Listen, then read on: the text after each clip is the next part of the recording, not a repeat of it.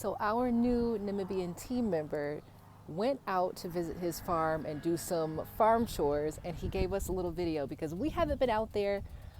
He wanted to give us an idea of what it looks like, and he created this video to share in our Diaspora Development Hub website. So I'm sharing it here so everybody can kind of get an idea, get a glimpse into what farm life looks like. I was blown away. It's amazing to see. I'm not ready to be a farmer, clearly, because what it takes is massive skill that he's learned over a lifetime.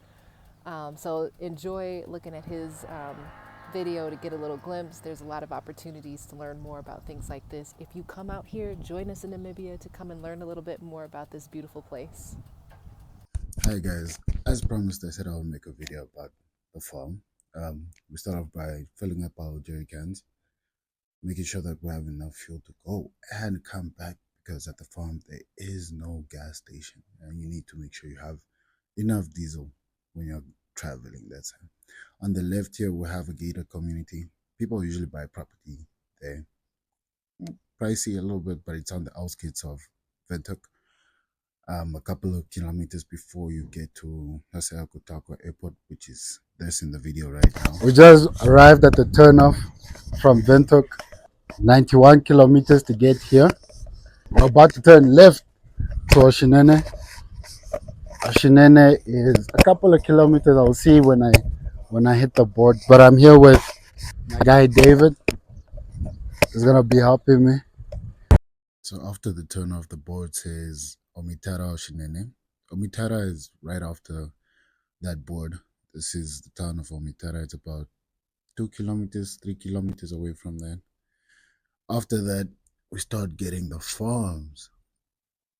These are now farms owned by white settlers, and they just never let go of the farm. We stopped here because we saw a couple of cheetahs crossing the fence, and I wanted to record them, but I was a bit late, and I was just like, yeah, damn, that would have been nice for you guys to see in the video because the cubs, I haven't seen a cheetah in a long time, and I thought that, yo, cubs are really small, but they're massive. So we arrived a couple of minutes before the hour. We're in Oshinene now. Great town, nice people, fresh water. Still about 90 kilometers to go to get to the farm itself. We're driving throughout the night. Probably get there in about an hour 30 minutes. So yeah. I predicted an hour 30 minutes, but we spent more like 2 hours because once you start heading east again from Oshinene, closer to the border of Botswana, there are cattle everywhere on the road, and especially at night on the gravel road.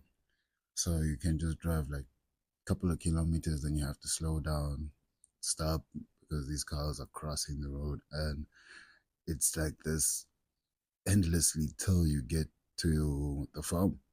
Just cattle everywhere, but it's so beautiful to see because you really get to see how rich the country is in terms of agriculture and why it's the thing that we hold closest to our heart.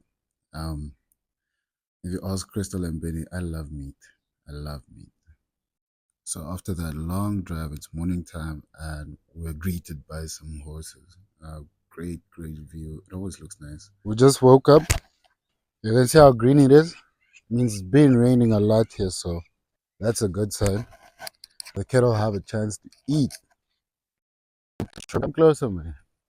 This is basic farming. You're just farming cattle. That's all you're doing.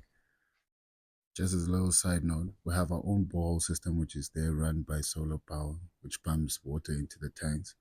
And then we have water on the farm for everyone, cattle, goats, us. A little bit salty, but not so bad. It's not so bad. Wozala. I have to know milk. Oh, so fresh milk every day in the morning. Hey, shit. Fuck it. Robin. Oh.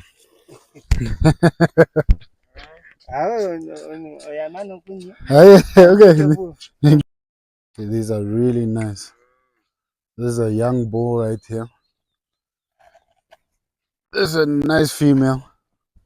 I'll tell you the prices, the different prices of the cows, but the best cows to have are these white ones. Um, like this is a nice one. This one was maybe born just now these days. I don't want to catch it quickly.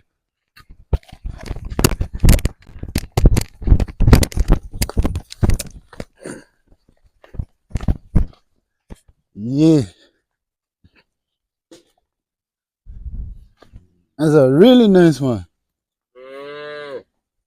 Just born a couple of days ago. It's already big. Still feels weight a little bit. But here are the calves. And believe me, these calves are way more expensive than the rest of the bigger ones. Only because calves have fresh meat. Really, really fresh meat. Compared to an older cow. If I can find one and it's too old and I show you, but that's what farming is so far. So after milking the cows and just checking them out, we had to let them out to go graze, and we just went to go check out the surroundings. We had to leave the bull behind because it's the bull, and there's still some cows in the kraal, and we had to leave it behind with its little calves, so it's like that is staying at home a little bit with some of its wives, I guess, if I can say it like that. And then we had to go to the community water hole where we had to pull out this pipe from the borehole. It's a deep borehole. Came across cows that passed away. It's a pretty young cow, basically still a cow.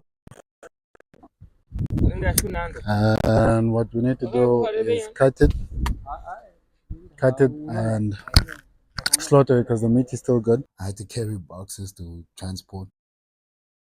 Mind you guys, this was my first time on a horse.